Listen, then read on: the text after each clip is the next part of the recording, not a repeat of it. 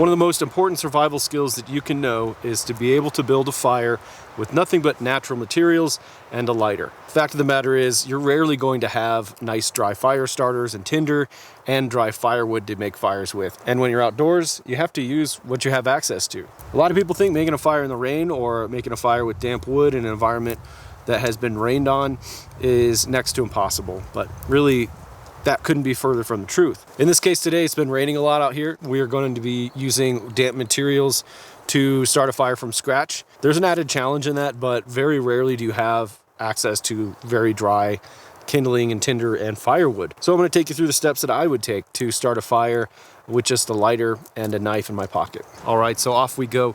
The first thing I'm always going to look for is tinder. Now, tinder is going to be the most important thing to start with because it's going to be the first thing that we spark. And let's say we don't have a lighter in our pocket. We have something that's a lot more rudimentary, like a ferro rod or even some sort of bow drill. We need to make sure that that tinder is going to be dry and light up immediately and burn very hot. And again, in today's situation, it's been raining quite a bit. So the woods are extremely damp and all the wood is wet. So what that means is that we need tinder times 2. We need a tinder that's going to light up, but also we're going to supplement that tinder with pine resin. So as I look for tinder, I'm also looking for pine trees. This tree behind me is an excellent example of that. So this piece of hardened pine sap is going to make the absolute perfect fire starter accelerant in this wet environment, because what it's going to do is catch fire very quickly and it's flammable. So let's go collect some actual tinder and then we'll go ahead and add this to the tinder to create an accelerated tinder. So I'm on the fence here. There are 2 different ways I can go about this. First way is a tinder pile. A tinder pile, pretty standard, is just a big bushy pile of highly flammable grass or tree bark. I'm in an area right now where I don't have access to a lot of trees that have that shaggy bark, like a nice juniper tree. All we have here is alligator junipers right now. There's not a bunch of dry grass laying around. There's no yuccas or anything I can take the time to tear apart to make a good tinder. So in this case, I'm starting to think fatwood. Instead of a tinder pile, I'm going to use a shaving pile of fatwood along with this nice piece of pine sap that I found. I'll probably end up doing both, a little bit of tinder, but I think I'm going to lean a little bit heavier on trying to find some fatwood. Now, as I walk around, I'm always going to be looking around and picking up dry grass, other types of tinder that I can put in my pocket and dry out. So by the time I have collected all the things I need to get a fire going, I have everything in my pockets. In this case, here's a nice piece. Here's some nice dry grass that we can start to collect. I'm just going to pull some of this off. This will be kind of the makings of my tinder. I'm going to start to just get this in my hand. So dry grasses, like I said, are a great way to get tinder going. In this case, I found a little bit of dry grass I think I'll actually use with my kit here to get my fire started. As you're cruising through the woods, again, looking for your materials, go ahead and just pick stuff off, roll it up into a little ball and throw it in your pocket. Okay, if I was gonna go the fatwood route, not having a saw with me, a hand saw or any sort of hatchet or anything like that, a good place to look for fatwood is at the root system of a decayed old pine tree. So this one you can see is just completely falling apart in the ground here. I think what I'm going to try to do is knock this baby out of the ground and see if I can find a little bit of fatwood attached to its limbs.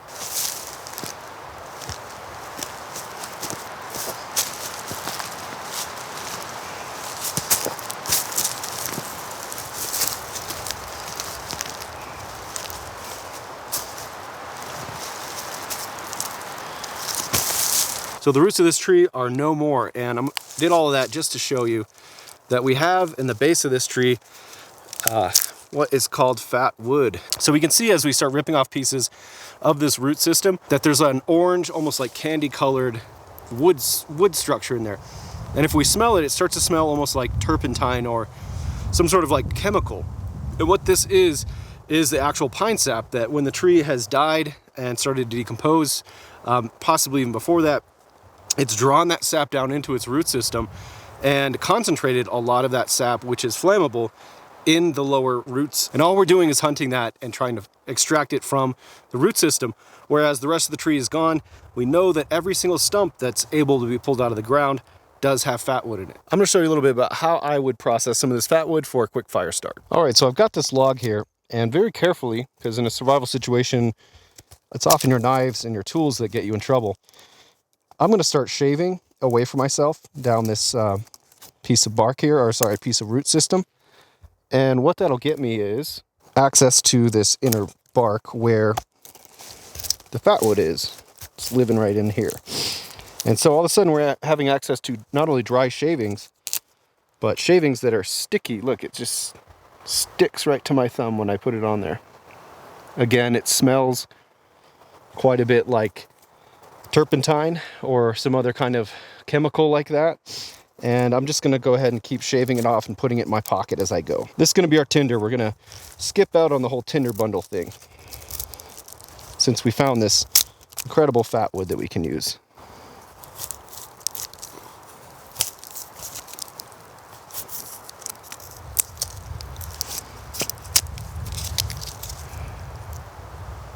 So the next step becomes moving on to larger finger size or pinky size sticks. Now for this challenge, we're just again using a knife and a lighter in a damp forest. It's not actively raining, although give it 15-20 minutes, it probably will be again.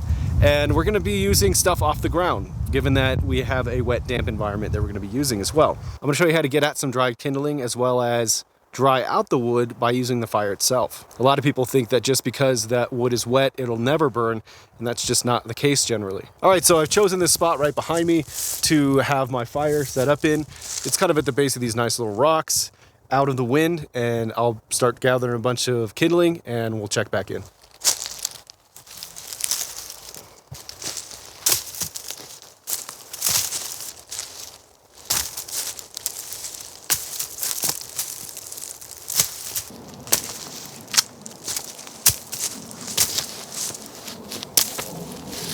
All right, so today I've chosen to go with a lean-to fire. It's just kind of my baseline favorite, especially when there's wet wood involved.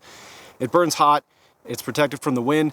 It's just a great overall build layout for a fire in this environment.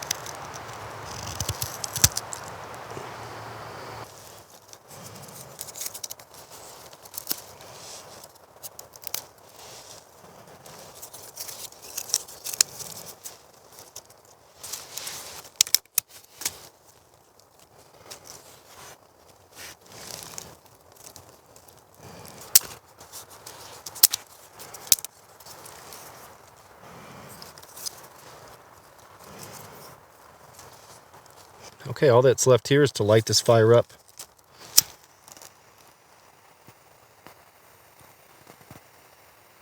So we're off to a nice slow start, but that's to be expected. What you'll find with wet wood is that it's going to smoke a lot more than non-wet wood. It's not going to be crackling like the typical campfire sound. You'll see that fat wood start to ignite and it starts to pop and spit a little bit, and it puts out quite a bit of smoke. From here, I'm just going to kind of add a few pieces of fat wood. This thing's going extremely slow. I'm a little worried about it going out. So you can see how that fat wood just catches and begins to sizzle and smoke. It's that pine resin, that pine sap that's inside that wood. And the beautiful thing about fat wood, while this fat wood is a little less fat and a little more wood, has a little less pine tar or pine resin in it rather than some of the best I've seen, it still does a fantastic job at lighting up. And the thing is the more pine sap it has in it, the more it's going to repel water. So it's not going to do the typical situation where you're going to have a bunch of wood with a bunch of water in it. Just gonna add a little bit of oxygen by blowing on it.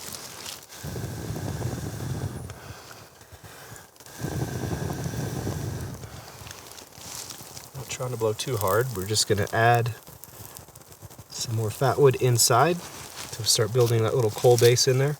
At this point, we can actually add some of this pine sap as well. We're just gonna break it up into granules, put it right in the middle. This fire is fighting me quite a bit here. All right, and as soon as I can, I'm going to start to dry this extra wood that I have by leaning it over the top.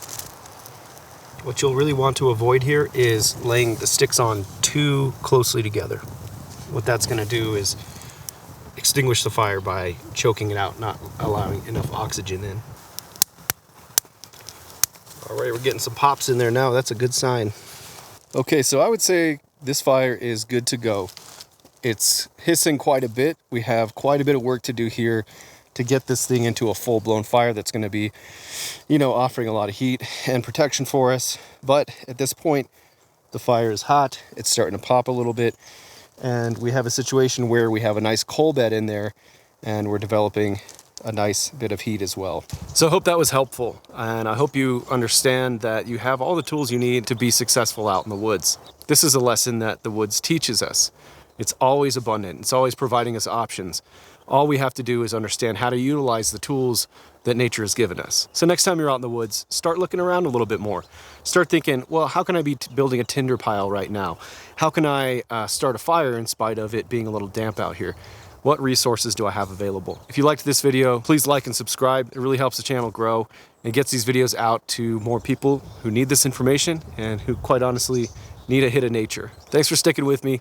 We'll see you next time.